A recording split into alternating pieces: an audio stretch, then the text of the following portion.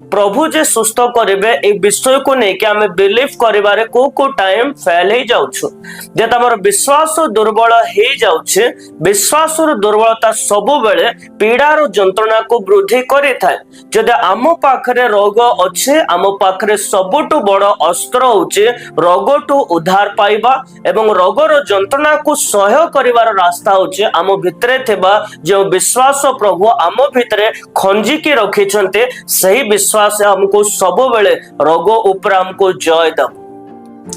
आम जीवन में आम रोग आसवा द्वारा कहीं आम प्रेयर कर पारुनु कहीं आम फेथ वीक अच्छे छोट अच्छे आम विश्वास जब आम विश्वास वृद्धि पाई जीव कौन सी रोग दे यात्रा कले गोटे व्यक्ति कौन करे खाली से प्रभु प्रार्थना करे से प्रभु वाक्य को अध्ययन करे से प्रभु सम्मुख सब बेले जाइकरी से उपस्थिति को लाभ करने चेष्टा करे।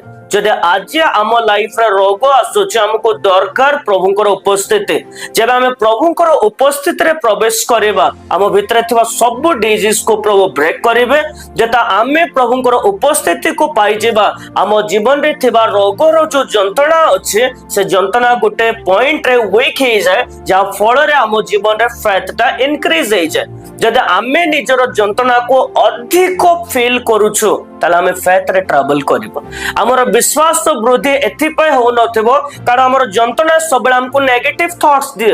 हमर जंत्रणा सब बेले एहा कहबे की गुटे रोग होई गेला केमते करिवे सब टाइम रोग आसुची जेता गोटे व्यक्ति लाइफ रे से नेगेटिविटी रो शिकार हुए।